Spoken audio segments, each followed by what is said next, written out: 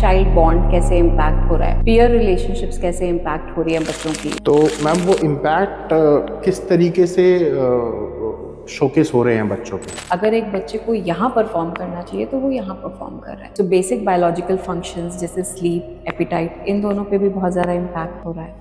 Comparison करना, चीज़ों को पर्सनली लेना, इनएडिक्वेट फील करना। मैम वो सवाल जो शायद 18 साल की उम्र में आने चाहिए थे वो 10 साल की उम्र में आ रहे वो हैं। बहुत छोटी उम्र में आ रहे हैं। किसी को 15 इयर्स की एज में फ़ोन दे रहे हैं या 12 इयर्स की एज में आपने फ़ोन दे दिया, अब आप 16 इयर्स की एज में कह रहे हैं अब कम देखो। काफ़ी घरों में स्नैचिंग, शाउटिंग, स्क्रीमिंग, हिटिंग बहुत कॉमन है। ऑफ स्क्रीन एक्टिविटीज़ के लिए एंगेज करना, चाहे इंडोर गेम्स, आउटडोर गेम्स, कोई और hobby, anything which is of their interest apart from this. Social media में क्योंकि काफ़ी सारे बच्चे हैं तो अपने आप को कंपैरिजन करना दूसरे लोगों से। पेरेंटल प्रेशर्स भी हैं, पीयर प्रेशर एक सेपरेट है, कल्चरल प्रेशर भी है। Any basic steps or things that parents could do to avoid these things? Stigma की वजह से ऐसा ना करें कि बच्चा सफ़र कर रहा है और हम मेंटल हेल्थ सपोर्ट नहीं ले रहे हैं फ्रॉम प्रोफेशनल्स। एक सिम्टोमेटिक ट्रीटमेंट लिया और फिर क्योंकि एग्ज़ाम चले गए, चीज़ें बेटर थी, उन्होंने खुद से मेडिसिन बंद कर दी। Hello and welcome to the global hues. Digital age ने बचपन को काफी बदल दिया है और पेरेंटिंग के चैलेंजेस भी नए हो गए हैं। Screen time, social media, academic pressure और इमोशनल वेलबींग, इन सब का बच्चों पर क्या असर हो रहा है और पेरेंट्स अपने बच्चों को रेजिलिएंट और इमोशनली स्ट्रांग कैसे बनाएं, इन्हीं सभी सवालों का जवाब देने के लिए आज हमारे साथ हैं एक award winning psychologist doctor Deepali Batra. Let's welcome doctor Deepali Batra. How are you ma'am? I am fine, thank you. How are you? We are good ma'am, thank you so much ma'am. It's our pleasure ma'am. Okay ma'am, तो first question that I have for you is कि आजकल के time में child psychology में सबसे बड़े changes क्या देखे हैं आपने, खासकर डिजिटल एज के इम्पैक्ट को लेकर? देखिए, डिजिटल एज के इम्पैक्ट से definitely screen time I think सबसे ज़्यादा इम्पॉर्टेंट चेंज है जो हम बच्चों में देखते हैं। जी। पेरेंट चाइल्ड बॉन्ड कैसे इम्पैक्ट हो रहा है वो एक अनदर एरिया है। पीयर रिलेशनशिप्स कैसे इम्पैक्ट हो रही है बच्चों की वो एक सेपरेट एरिया है। अपोजिट सेक्स रिलेशनशिप्स कितनी छोटी उम्र से अब शुरू हो रही हैं जी। ये बहुत एक इम्पॉर्टेंट एरिया है। Entry of dating apps, again because of digital entry, a new thing.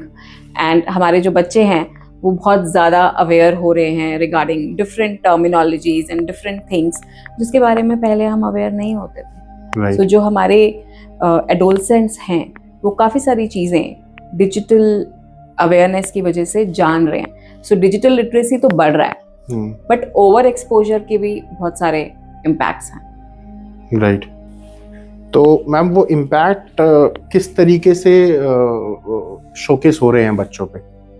देखिए, डेफिनेटली अगर स्क्रीन टाइम बढ़ रहा है जी तो उससे बच्चे के कंसंट्रेशन पे बहुत इम्पैक्ट हो रहा है, मेमोरी पे बहुत इम्पैक्ट हो रहा है। अगर एक बच्चे को यहाँ परफॉर्म करना चाहिए तो वो यहाँ परफॉर्म कर रहा है।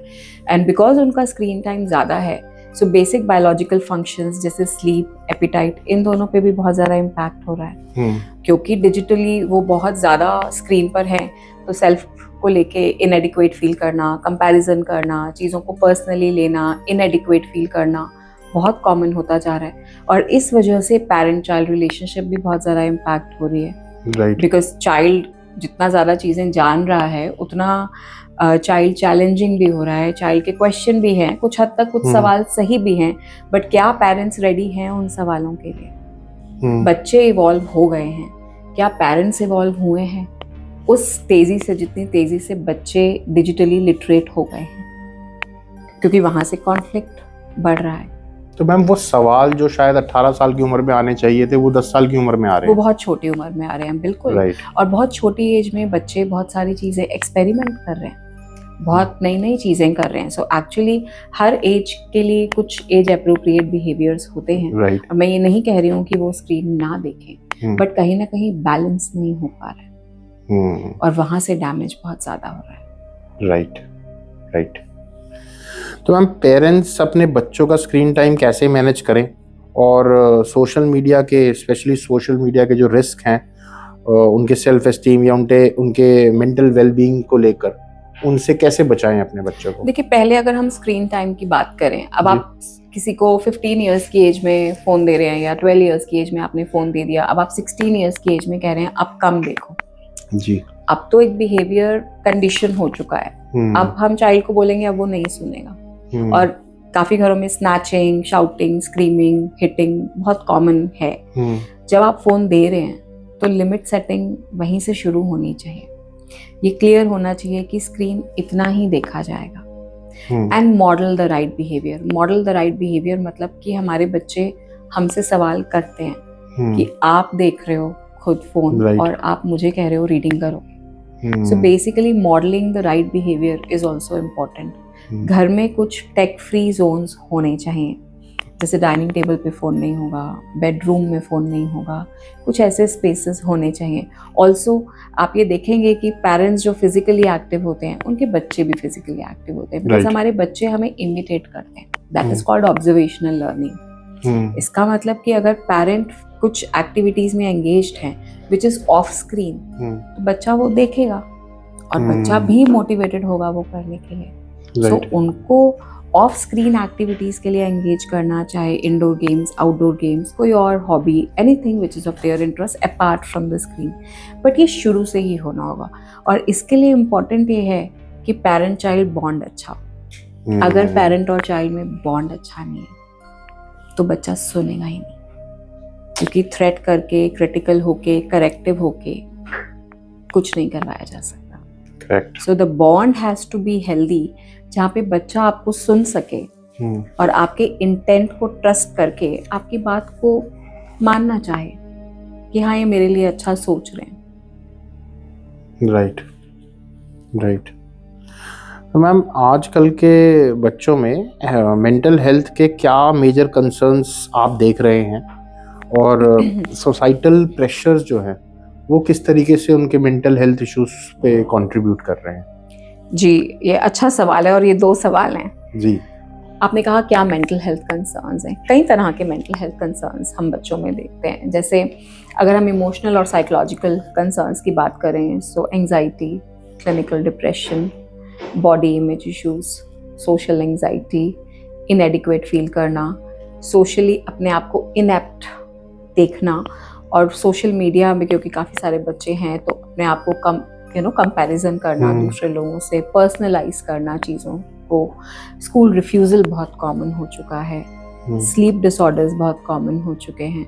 सो mental health issues are there. ऐसे ही कुछ बच्चे हैं जिनको लर्निंग डिसेबिलिटी या बिहेवियरल इश्यूज होते हैं, एकेडमिक एरियाज में उन बच्चों को दिक्कतें होती हैं। सो काफ़ी बड़ा स्पेक्ट्रम है ये जी।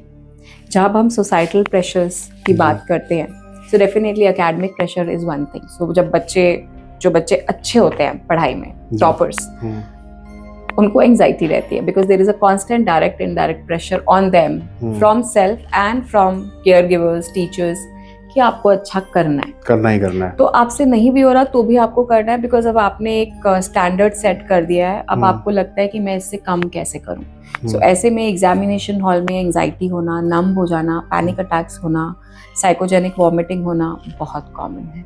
ओके। पेरेंटल प्रेशर्स भी हैं, पीयर प्रेशर एक सेपरेट है, कल्चरल प्रेशर भी है, जैसे आपको एक लाइफस्टाइल मेंटेन करना है, आपको एक तरह से दिखना है, आपका प्रेजेंटेशन इस तरह से होना चाहिए क्योंकि तभी आपको एक्सेप्ट करा जाएगा। So they are multiple kind of pressures जिनसे बच्चे गुजरते हैं। एंड मैम अगर इनकी हम बात करते हैं, जैसे आपने अभी बोला एंजाइटी, डिप्रेशन चीज़ें यंग बच्चों में आ रही हैं जी, तो then again any basic steps और things that parents could do to avoid these things? I think first parents should understand that these are mental health issues. Okay. So parents को मुझे लगता है कि पहले खुद अवेयर होना इम्पोर्टेंट है कि मेंटल हेल्थ है क्या, और उनका बच्चा नाटक नहीं कर रहा। The child is going through something. So if a child comes and says कि मेरी फ्रेंड ने मेरा फोन पिक नहीं किया and so I am upset, तो चाइल्ड का वो वैलिड कंसर्न है। हम ये नहीं बोल सकते कि तुम ओवर रिएक्ट कर रहे हो, इतने रिएक्शन की जरूरत नहीं है, नहीं उठाया तुम ज़्यादा ही सोचते हो। सो कहीं ना कहीं चाइल्ड को पूरा लिसन करना, उसकी फीलिंग्स को वैलिडेट करना। कुछ भी फीलिंग है, आप ये नहीं कह रहे हैं ना फीलिंग राइट है या रॉन्ग है, आप ये कह रहे हैं कि मैं समझती हूँ जब मैं तुम्हें सुन रही हूँ that you are going through a tough time, वो वैलिड, क्योंकि तभी बच्चा आपके साथ ओपन होगा। राइट। जज ना करें हम उसको, स्टिग्मा की वजह से ऐसा ना करें कि बच्चा सफ़र कर रहा है और हम मेंटल हेल्थ सपोर्ट नहीं ले रहे हैं फ्रॉम प्रोफेशनल्स। काफ़ी बच्चे हैं जो सेल्फ हार्म करते हैं बट पेरेंट्स नहीं पहुंचते प्रोफेशनल्स के पास, या पेरेंट्स को पता नहीं होता कि उन्हें कहाँ जाना है, या पता है पर उनको लगता है कि सब लोग क्या कहेंगे तो हम घर पे ही काउंसलिंग कर देते हैं। और काफ़ी बार जब सीवियर इश्यूज हो जाते हैं तब लोग पहुंचते हैं। अभी रिसेंटली मेरे पास एक केस आ रहा है, तो उस बच्ची को डिसोसिएटिव डिसऑर्डर है। उसमें फिजिकल सिम्टम्स होते हैं, जैसे उनका मुंह टेढ़ा हो जाता है, टंग बाहर आ जाती है उस बच्ची की, और उनके सारे फिजिकल इन्वेस्टिगेशंस करवा लिए गए, कुछ नहीं आया। जब भी एग्जाम्स अप्रोच करते हैं या जब भी पीयर के साथ कोई स्ट्रेस होता है, जब भी घर में झगड़ा होता है, तब उस बच्ची के ये वाले सिम्टम्स आ जाते हैं। सो फैमिली ने इनिशियली साइकियाट्रिस्ट को भी दिखाया, क्लिनिकल साइकोलॉजिस्ट को भी दिखाया, एक सिम्टोमेटिक ट्रीटमेंट लिया, और फिर क्योंकि एग्जाम चले गए, चीज़ें बेटर थी, उन्होंने खुद से मेडिसिन बंद कर दी। सो एक डेप्थ में नहीं गए कि क्या हुआ, क्यों हुआ, what is she going through, because जब भी स्ट्रेसर आ रहा है उस बच्ची का मैकेनिज्म ये है कि उसके ये वाले सिम्टम्स आ जाते हैं। इसका मतलब रूट पे काम करना इम्पोर्टेंट है, क्योंकि mental health treatment it is not like a fever, it is not a button की बंद किया और ठीक हो गया, और ऑफ ऑन नहीं हो सकता। It takes time, it needs patience. So psychological assessments के थ्रू ये जानना इम्पॉर्टेंट है कि क्या डीपर इश्यूज हैं, क्या अनकॉन्शियस इश्यूज हैं, क्या है जो इंटरनलाइज कर रखा है, या क्या कुछ ट्रॉमा है, और फिर वो पहचान कर उसका मैनेजमेंट होना चाहिए। नहीं तो ये सिम्टम रियकर होते हैं, मतलब उस पर्सन का स्ट्रेस में रिस्पॉन्ड करने का ये तरीका है। जैसे कुछ बच्चे स्ट्रेस में प्यूक करते हैं, बैक टू बैक प्यूकिंग, आपने कुछ बोल दिया वो प्यूक कर देंगे, उनका एग्जाम है वो प्यूक कर देंगे। कुछ ऐसे भी बच्चे या बड़े आते हैं जिनको पेट दर्द है, उनका अल्ट्रासाउंड करवा लिया, एंडोस्कोपी करवा ली, उसमें कुछ नहीं आया। So they are going through a psychological stress but presenting it physically. So I think awareness होना या जानने की कोशिश करना फ्रॉम ऑथेंटिक रिसोर्सेस, ये भी जरूरी है कि आप कहाँ से जान रहे हैं। राइट। जनरली क्या होता है कि पेट दर्द हो रहा है तो पेरेंट्स कहते हैं ये इसका नौटंकी कर रहा है, ड्रामा कर रहा है। क्योंकि देखिए फिजिकल टेस्ट में कुछ आया नहीं, और ठीक है इसमें लोगों की भी गलती नहीं है, इग्नोरेंस है, नहीं पता कि ये सब क्या होता है। और बच्चे को अगर मुझे पेट दर्द है और मुझे आपसे अटेंशन मिल रहा है, केयर मिल रहा है, जो अदरवाइज आप मुझे देते नहीं या आप मुझे कम देते हैं बिकॉज ऑफ योर स्केड्यूल, तो मेरा पेट दर्द परसिस्ट करेगा, because unconsciously I am getting what my mind wanted to get. Right. ठीक है। सो ऐसे भी केसेस होते हैं जहाँ पे साइकोलॉजिकल इश्यूज की वजह से बच्चे फिजिकली अपना पेन प्रेजेंट करते हैं, बच्चे भी और बड़े भी। जी, coming to the next question ma'am. जी, आज के चैलेंजेस को फेस करने के लिए पेरेंट्स अपने बच्चों को रिजिलिएंट और इमोशनली इंटेलिजेंट कैसे बनाएं? जी, अब ये बड़ा ब्रॉड सवाल है, तो ये इसके कुछ 1 2 3 4 टिप्स तो ऐसे नहीं हो सकते हैं, बट जब हम रेजिलियंस की बात करते हैं, सो रेजिलियंस का मीनिंग ही ये है कि जितनी बार मैं गिरूंगा उतनी बार मैं और स्ट्रांग होके उठूंगा। जी, ठीक है। इसका मतलब ये है कि अपने बच्चों को प्रॉब्लम सॉल्विंग सिखाना, उनको घर में जिन एक्टिविटीज में एंगेज वो हो सकते हैं उनमें एंगेज करना, लाइफ स्किल्स सिखाना, जैसे उनके आगे एक प्रॉब्लम रखना किसी भी घर के काम की, एंड उनसे एक सोल्यूशन मांगना। काफ़ी बच्चे ऐसे हैं जो आज 15 साल के हो चुके हैं और एक शॉप से ला अपने घर के लिए आज तक एक सामान भी नहीं लाए, उन्हें पता ही नहीं कि ये कैसे करा जाता है। जी, काफ़ी बच्चे ऐसे भी हैं जिनको यही नहीं पता कि घर में कौन सा सामान कहाँ है, कौन सा टूल कौन सा है, किस काम आता है। मतलब वो बच्चे हो चुके हैं अब उतने बड़े, और जब जितने भी मैं बाहर के क्लाइंट्स के साथ डील करती हूँ वहाँ पे तो स्कूल्स में ही लाइफ स्किल्स सिखाए जाते हैं। बाहर से मतलब है NRI क्लाइंट्स? Right, exactly. जितने भी लोग अब्रॉड रहते हैं, इंडियंस, वहाँ पे स्कूल्स में ही लाइफ स्किल्स सिखाए जाते हैं। बच्चों को बचपन से ही सिखाया जाता है कि आपको अपना बेड खुद से बनाना है। आप कितने भी वेल टू डू हैं, बट आपको अपने कुछ काम खुद से करने चाहिए। सो वहाँ से it becomes a part of you. So problem solving उनको सिखाना। दूसरा, अपने बच्चों को इमोशंस को संभालना सिखाना, जैसे कॉन्फ्लिक्ट में कैसे हमें खुद को संभालना है, सपोज कुछ छूट गया, कुछ गिर गया, कुछ खो गया, अब कैसे अपने इमोशंस को संभाला जाए?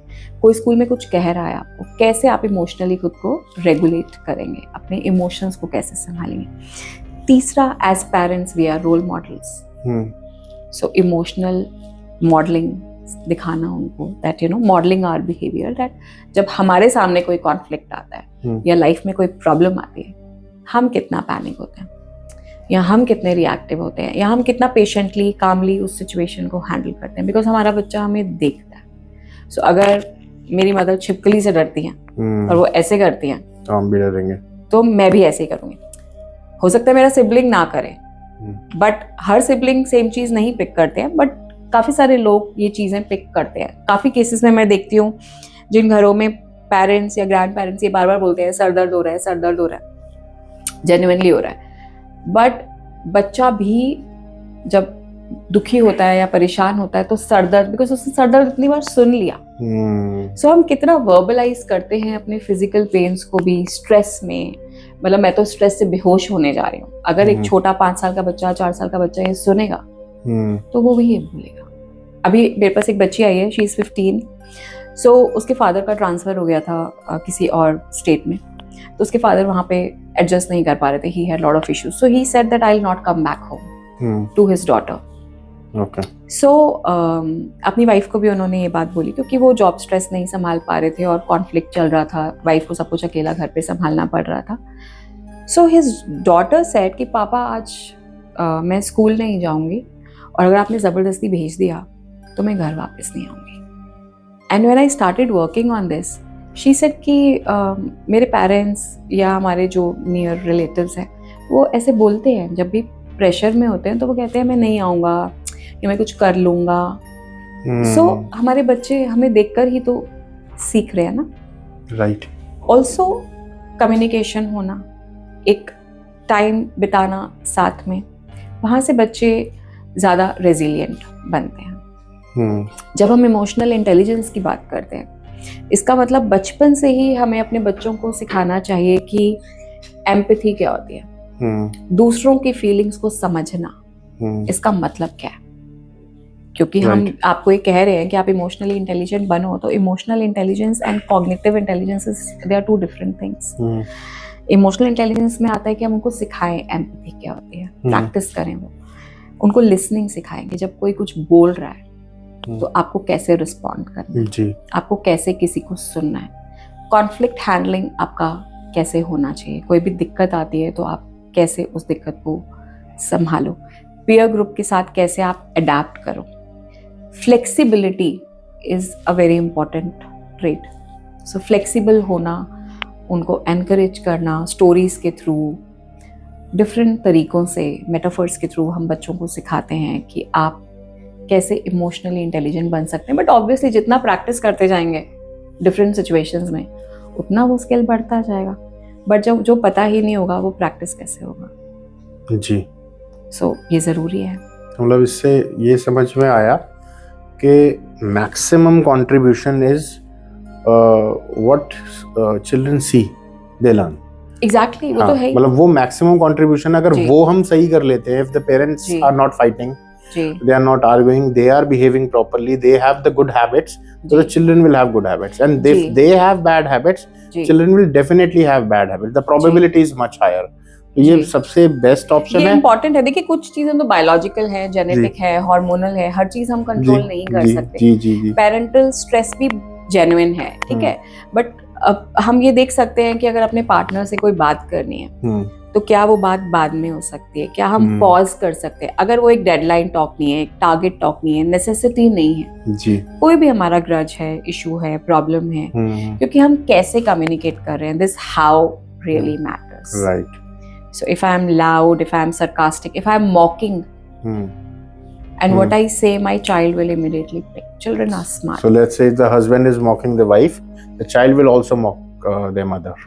High probability and vice versa, वो तो किसी भी साइड से हो सकता है ना।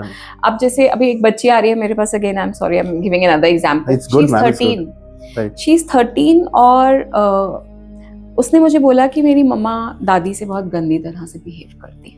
ठीक है। अब मम्मी और दादी के बीच में बात नहीं हुई है 1 साल से, एक ही घर में रह रहे हैं, एक ही किचन है, बट बात नहीं हुई है, ठीक है। बात होती है या तो फादर के थ्रू या मेरी क्लाइंट के थ्रू जो 13 इयर्स की है, या मेड के थ्रू, ओके, ठीक है। And my client is and बच्चे की mother is a doctor, father is a businessman, and दादी घर पे रहती है, वो दोनों बच्चों को भी देखती है। तो उसने बोला कि मम्मी बात नहीं करती दादी से अच्छे से, तो मुझे अच्छा नहीं लगता। फिर मैंने उससे कहा पर मम्मी तो बात ही नहीं कर रही, आपने बताया मुझे। तो उसने कहा बट बॉडी लैंग्वेज तो अच्छी नहीं है ना उनकी, जैसे आई कांटेक्ट नहीं करेंगी, अगर दादी हमारे रूम में आ जाएंगी तो मम्मी उठ के चली जाएंगी, तो वो नोटिस करती है छोटी छोटी चीजें, है ना, बॉडी लैंग्वेज में।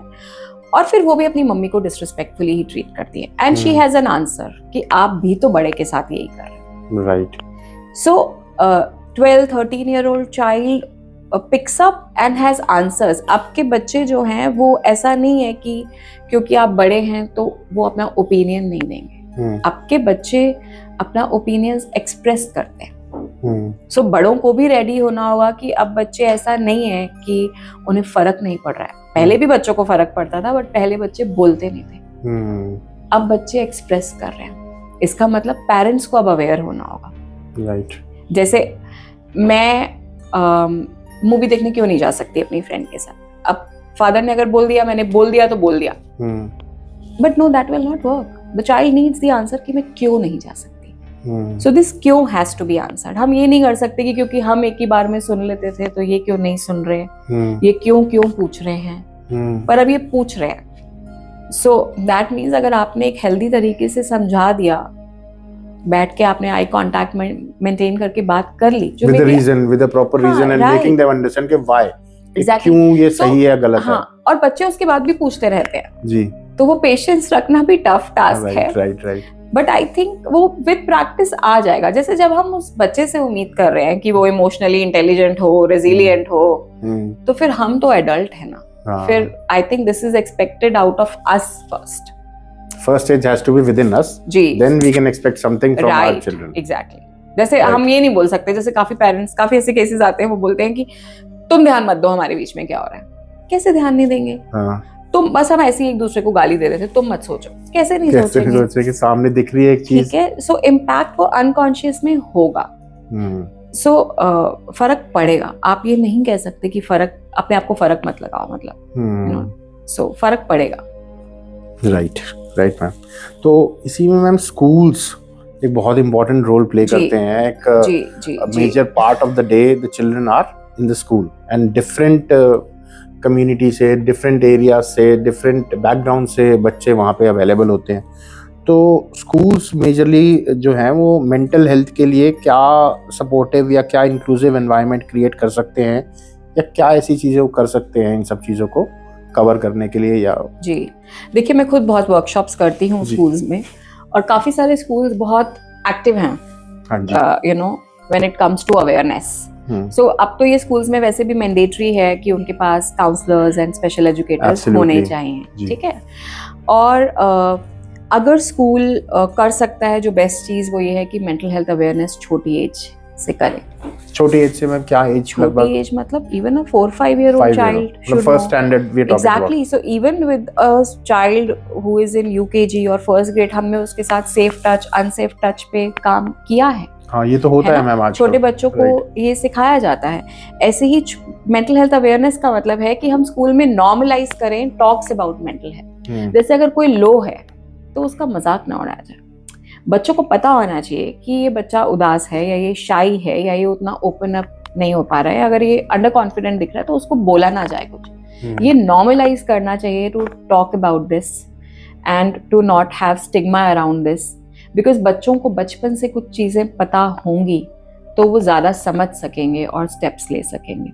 आप देखिए कि मेरे पास 13 ईयर ओल्ड बच्चा भी ऑनलाइन सर्च करके अपॉइंटमेंट लेके अपने पेरेंट्स को कन्विंस करके लेके आता है खुद, हाँ, कि मुझे जाना है और बात करनी है, और उनके पेरेंट्स वेटिंग एरिया में होते हैं और वो बच्चा आके डिस्कस करता है। दो भी टेक कॉन्सेंट, है ना, there is a consent form, but बच्चे अब इतने अवेयर हैं कि उन्हें पता है दैट उनको जाना है और बात करनी है, और पेरेंट्स को कभी कभी वो नहीं बताना चाहते हैं, ठीक है। बाद में जब उनको लगता है कि हाँ एक कंजीनियल रिलेशनशिप हो गया है विद द पेरेंट तो बता सकते हैं, बट वहां तक पहुंचने के लिए कुछ स्टेप्स जरूरी हैं, चाहे वो छोटी बात हो पेरेंट्स के लिए, पर बच्चे को वो चीज़ मैटर करती है।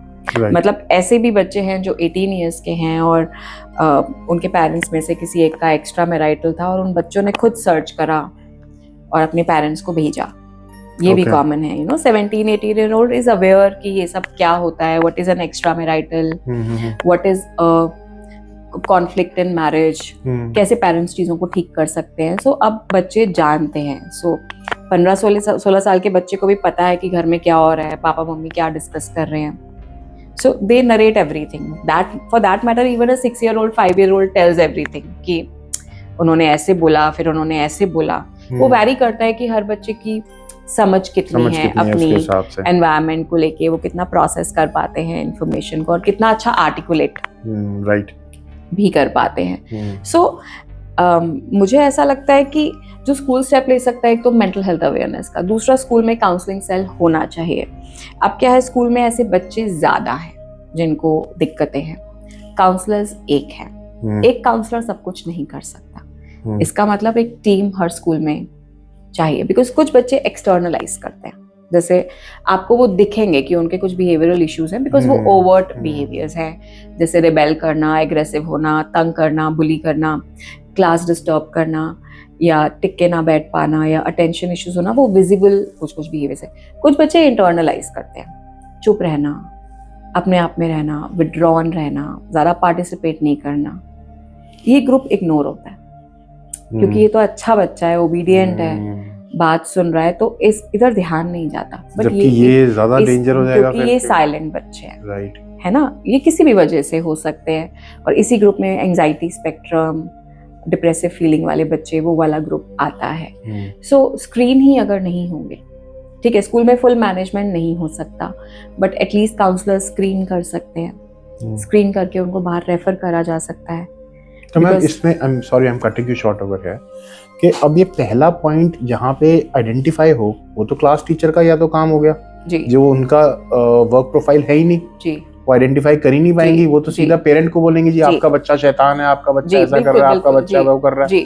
तो काउंसलर तक तो बात पहुंचेगी ही नहीं।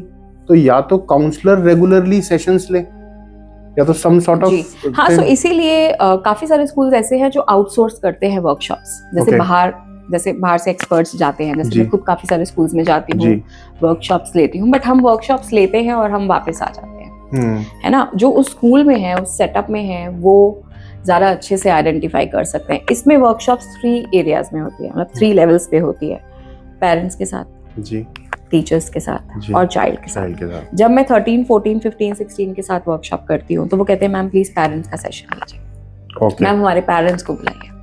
बिकॉज जब हम एडोलसेंट इश्यूज पे वर्कशॉप लेते हैं तो काफ़ी issues peer, parents, relationship, academic, इन्हीं के अराउंड ज़्यादा कॉन्वर्सेशंस रहते हैं। सो इम्पॉर्टेंट है कि ये फिर पेरेंट्स को टच करा जाए और पेरेंट्स के साथ उनके कंसर्न्स लिए जाए। उनके कंसर्न्स बिल्कुल ही अलग हैं। उनका कंसर्न है स्लीप, फोन यूज, पढ़ाई ना करना एंड गलत संगत में होना, और बच्चों की कंसर्न है वैलिडेशन ना मिलना, अफेक्शन ना मिलना, नेगेटिव वर्ड सुनते रहना, फ्रेंड्स में एक्सेप्टेंस ना होना, रिजेक्शन मिलना, परफॉर्म ना कर पाना, नींद ना आना। उनके अलग कंसर्न्स होते हैं। सो हमें ये देखना होता है कि हम कैसे बैलेंस करें। और तीसरा ग्रुप है टीचर्स, जिसमें हम एजुकेटर्स, टीचर्स के अंदर अवेयरनेस लेकर आए कि मेंटल हेल्थ इश्यूज होते क्या है जी। क्योंकि अगर मुझे पता ही नहीं होगा कि डिसलेक्सिया, ADHD, एंजाइटी डिसऑर्डर, ये सब होता क्या है, तो हम कैसे पहचानेंगे। तो हम एक PTM में 10-15 मिनट्स का एक फीडबैक दे देंगे पेरेंट, पर हम बहुत काम नहीं कर पाएंगे। एंड बिल्कुल देखिए प्रैक्टिकल सी बात है कि 40 मिनट के पीरियड में बहुत कुछ नहीं हो सकता है with the strength of 30 to 40 students, और in some schools it is 50 students also in every section, right. So कहीं ना कहीं एक टीम होनी चाहिए, एक टाइम डेडिकेटेड होना चाहिए, ये भी एक इक्वली इम्पोर्टेंट पार्ट होना चाहिए, क्योंकि हमें ओवरऑल चाइल्ड ग्रोथ पे फोकस करना है। हम सिर्फ एकेडमिक नंबर पे फोकस नहीं कर सकते। ओवरऑल ग्रोथ में मेंटल हेल्थ का बहुत सिग्निफिकेंट रोल है, और काफ़ी बड़ा ग्रुप ऐसा है बच्चों में जो इसलिए परफॉर्म नहीं कर पाता है बिकॉज उनका मेंटल हेल्थ ठीक नहीं है। They are suffering but they don't know what they are suffering from. They are just not feeling okay और एनर्जेटिक, दे फील टायर्ड, या अच्छा नहीं लग रहा, बस लेटे रहने का मन कर रहा है, बस रूम बंद करने का मन कर रहा है, बस मन कर रहा है कोई तंग ना करे। अब क्यों ना करे, कैसे ना करे, ये बहुत बार बच्चे को भी समझ नहीं आता। सो आई थिंक आइडेंटिफाई करना और रीच आउट करना। So school is a place, क्योंकि वहाँ पे बच्चा अपना मैक्सिमम टाइम बिताता है, तो वहाँ पे आइडेंटिफिकेशन पॉसिबल है। काफी बार स्कूल काउंसलर्स एजुकेट भी करते हैं पेरेंट्स को, काफी बार पेरेंट्स रेडी होते हैं, काफी बार नहीं होते हैं। अब ठीक है, मेट्रो सिटीज में तो लोग पढ़ के आ जाते हैं, जी बिल्कुल, बट बाकी सारी प्लेसेस पे उतना आसान नहीं है, क्योंकि घरों में भी लोग डिस्टर्ब हो जाते हैं कि हमने अपने बच्चे को लव नहीं दिया या मैंने टाइम नहीं दिया इसलिए ऐसा हो गया। बट जरूरी नहीं है कि इसलिए ऐसा हुआ। It is multifactorial, it can not be because of one thing. Right. So school has a significant role, जिसमें अगर हम बचपन से ही उनके एकेडमिक्स का पार्ट बनाए मेंटल हेल्थ को, तो this could government could come with some sort of a policy as well ना, कि ऐसा कुछ मैंडेट क्रिएट कर दिया जाए, क्योंकि बिना उस मैंडेट के तो मैम ये एक इन्वेस्टमेंट है, और कोई भी स्कूल तो आजकल एक कॉर्पोरेट की तरह रन करने लग गए हैं, पब्लिक स्कूल। देखिए, आई थिंक मुझे लगता है कि हम अगेन जनरलाइज तो नहीं कर सकते, क्योंकि हर स्कूल का एक एथिकल वैल्यू सिस्टम होता है, हर स्कूल डिफरेंटली प्रैक्टिस करता है। काफी स्कूल्स बहुत अच्छा काम करते हैं इन एरियाज में, काफी स्कूल्स नहीं कर पाते हैं, और काफी स्कूल्स को काफी बार पता भी नहीं होता। ये डिपेंड करता है कि मैनेजमेंट में कौन है, प्रिंसिपल कौन है, हेडमिस्ट्रेस कौन है, काउंसलर कितनी कॉन्फिडेंट है, कितनी क्वालिफाइड है, कितनी एक्सपीरियंस्ड है। बिकॉज ये टीम अच्छी होगी, साइकोलॉजिकली माइंडेड जब लोग होंगे तो स्टेप्स लेंगे, और वो आप जानने से ही बनते हैं। सो आप जितना जानेंगे उतना आप वो बनते जाएंगे। जी, है ना? जी। Okay ma'am, so coming to the next question, बच्चों को हेल्दी डिजिटल हैबिट्स डेवलप करने और साइबर बुलिंग जैसे ऑनलाइन रिस्क से रिस्पॉन्सिबली कैसे बचाया जाए? आजकल साइबर बुलिंग भी काफी ज्यादा। आई थिंक डिजिटली उनको एजुकेट करना, जिसमें आप अपने बच्चों के साथ पहले तो बैठें और बातचीत करें। आप उन्हें एक इंस्ट्रूमेंट दे रहे हैं, आप उस इंस्ट्रूमेंट में अच्छा बुरा सब है। वो डिपेंड करता है कि आपका बच्चा पिक क्या करता है, बट ये समझना इम्पोर्टेंट है कि बच्चे को नहीं पता। सो उसको हमें बताना पड़ेगा with authentic resources, let's see these are the risk. या साइबर बुलिंग क्या होता है, या हैकिंग क्या होता है, या कैसे क्या क्या चीज़ें हो जाती हैं। जैसे कुछ बच्चे ऐसे आए हैं मेरे पास जिन्होंने गेम खेलते खेलते अपने पेरेंट के अकाउंट से एक बहुत बड़ा अमाउंट ट्रांसफर कर दिया। एग्जैक्टली, नहीं पता चला, और फिर बच्चा भी गिल्ट में है, बट बच्चे ने फिर वो रिपीट करा, बिकॉज अब सब कुछ एप्स में है ना। या तो पेरेंटल कंट्रोल एप्स यूज करे जाएं, सुपरविजन करा जाए।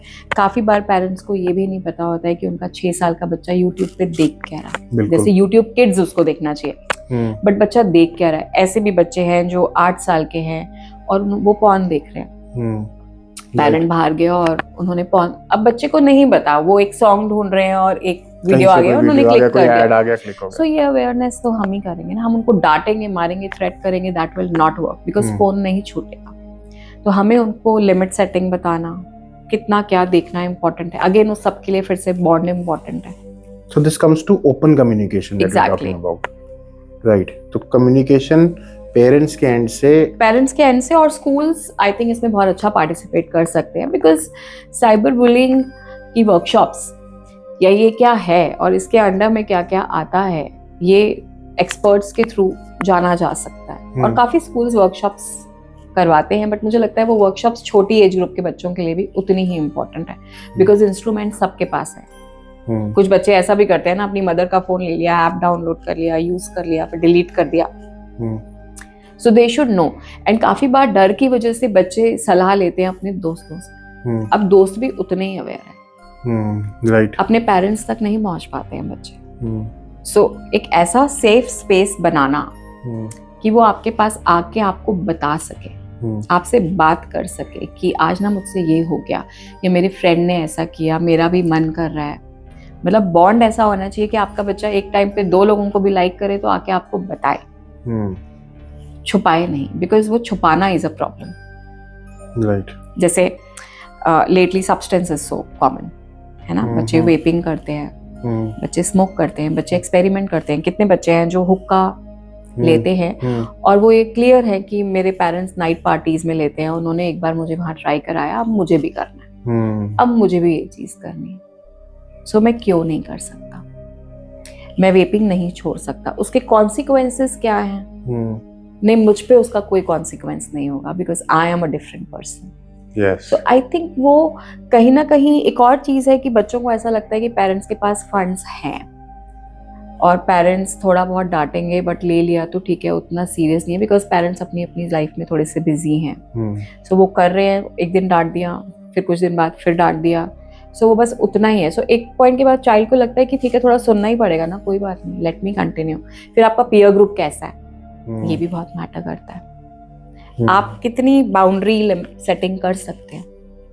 जब हम साइबर बुलिंग की और डिजिटल लिटरेसी की बात करते हैं तो बच्चे को हमें ये सिखाना पड़ेगा ना कि नो कैसे बोलते हैं, बाउंड्री कैसे सेट करते हैं। जैसे आपके पास बहुत सारे सिचुएशंस आएंगे स्कूल में जिसमें आपके फ्रेंड्स आपको बोलेंगे तू भी कर, या हम पिकनिक पर जा रहे हैं तो हम ये कर रहे हैं तुम भी करो, या हम आउट स्टेशन जा रहे हैं स्कूल की तरफ से, कॉलेज की तरफ से, हम सब करते हैं, ऐसे ही शुरू होती हैं ज़्यादातर चीजें। तो हमें बाउंड्री सेटिंग आनी चाहिए ना, हमें उनको बताना पड़ेगा कि क्यों कुछ नो जरूरी है एंड उनके कॉन्सिक्वेंसेस क्या हैं।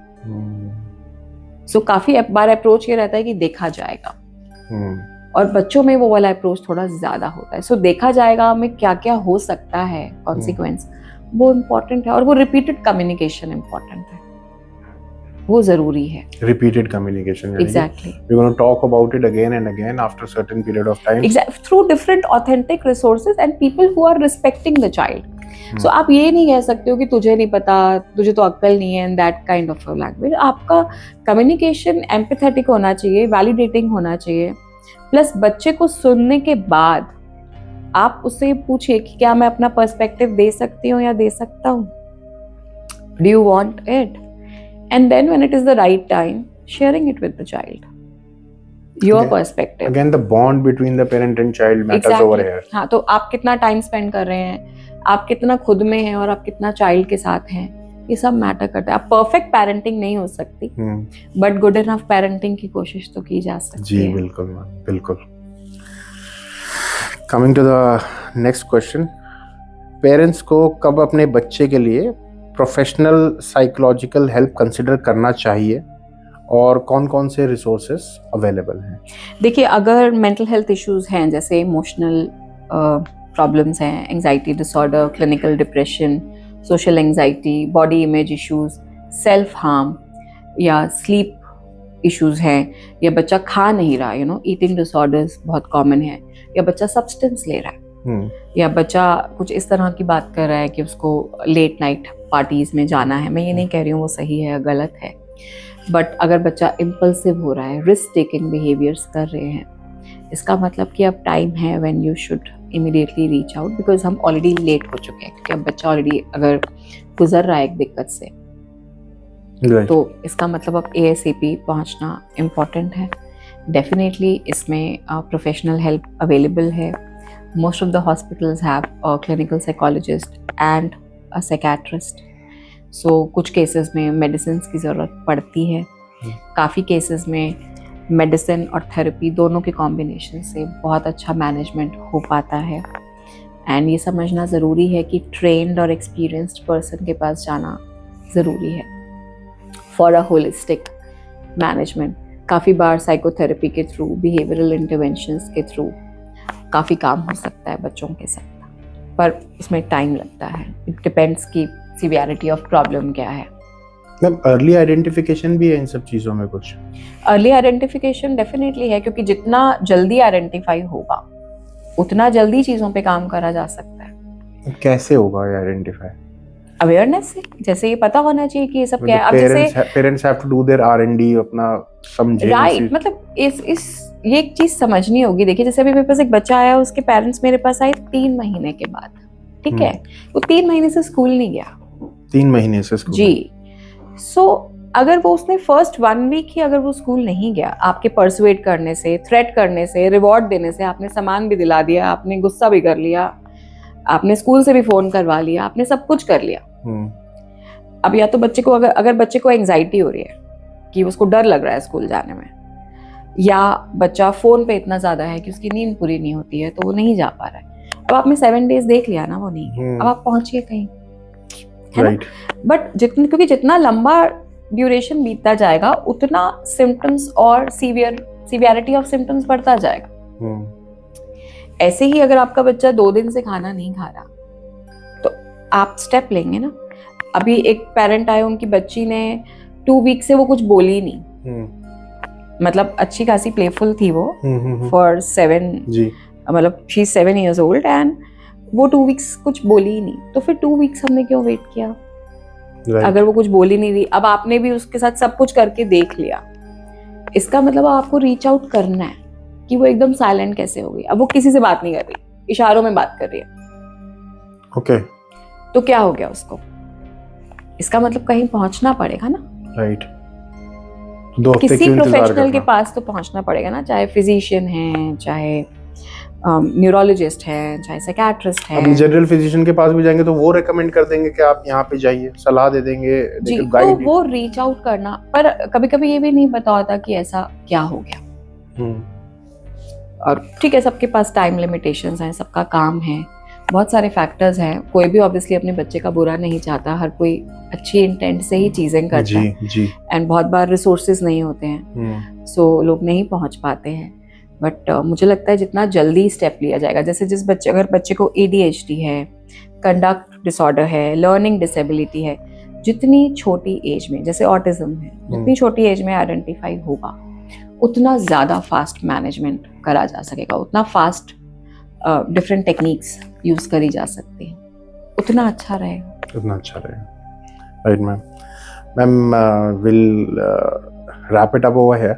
जी। Any message that you like to give to the viewers अपने एंड से? राइट, आई थिंक मुझे ऐसा लगता है कि सारे सवालों का एक बहुत बड़ा क्रक्स जो है वो ये है कि बॉन्ड होना बहुत ज़रूरी है हमारे बच्चों के साथ, क्योंकि अगर हमारे बच्चे सेफ फील करेंगे हमारे साथ इमोशनली, फिजिकली, और हम उनको रिस्पेक्ट करेंगे, वो हमें रिस्पेक्ट करेंगे, हम उन्हें ट्रस्ट करेंगे, वो हमें ट्रस्ट करेंगे।